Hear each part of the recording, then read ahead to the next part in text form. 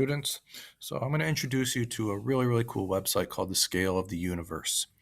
It allows you to, through animation, to look at the largest and smallest objects in the universe, and we're going to quantify them through powers of 10. How big are they in terms of size or distances, and in meters, the metric unit of length. So I'm going to show you how to set this up, how to navigate through it, and then what to fill out on the sheet before you. I'll give you one example, tell you some things to look at. And it's a website you can explore quite a bit if you choose to. Once you're done with the filling out the chart, then you're going to answer some questions using your calculator and powers of 10, dividing by exponents, which is something you should have learned in math. So when you click on the link to this, you should come up the page like that and nothing shows up. So I have to enable Adobe Flash Player. I'm not sure if that'll happen for all of you, but I know it does happen on the Chromebook. So I clicked that little jigsaw puzzle and then the allow came up. Okay, so this is the website. Now, before I show you on this, let me go back to the sheet. I've zoomed in a little bit on the sheet. So you have a sheet where we have different systems, if you will. Some are familiar, Earth, planets, and then things you've never heard of before, probably quarks, etc. We want to find out how big are they in terms of powers of 10. Or the fancy term for that is order of magnitude. All right, and I'll explain what I mean by that. And then if you look over here, you'll see an interesting pattern develop. You don't have to fill anything out on when these were first figured out or measured, but it's something worth looking at. Okay, so before I fill anything here, let me go back to the website. So if I press start, okay, hopefully it'll start.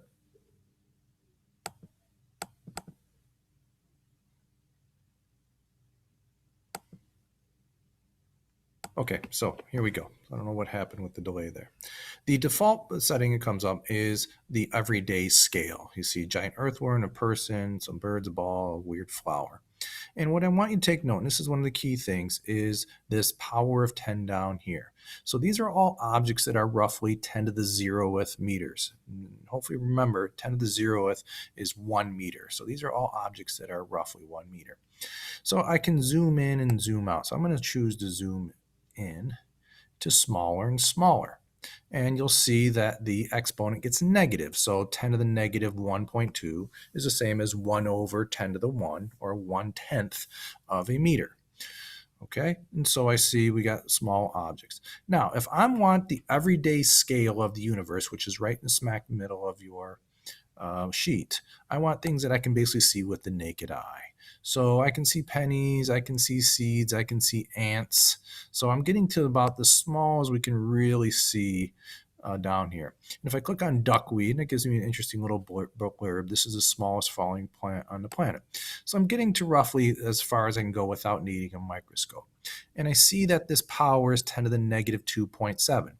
So I don't want to record a decimal on my sheet. I just want to put a round number. So I'm going to round that up to, actually round it down to 10 to negative 3.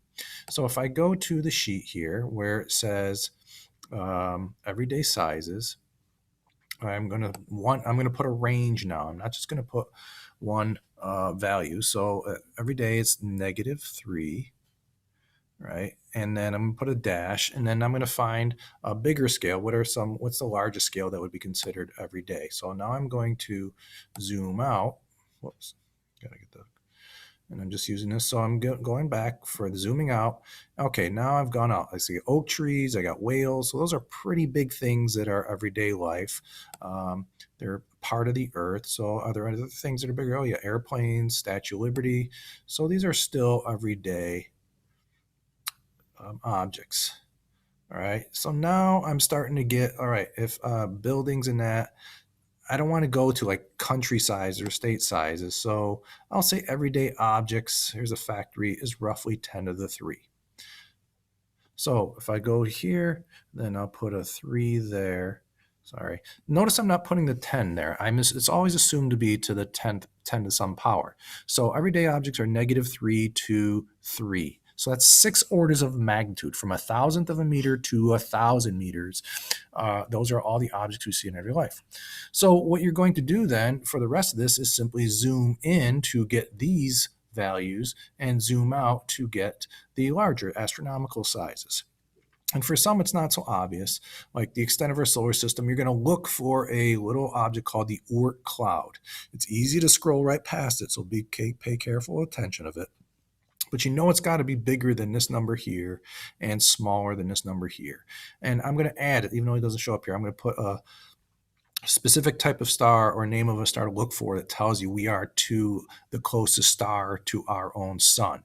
So we're not looking for the size of stars, we're looking for how far away are the nearest stars. And then you'll talk about galaxies, clusters of galaxies, and then how big is our observable universe. So enjoy this. It should take you about, if you really look at it and look at the objects and explore, it shouldn't take you more than 15 or 20 minutes to do that, if that. And once you're done, then you get the calculator out and then answer these questions. You don't have to do anything on the back just yet. All right. So if you have any questions, make sure you ask.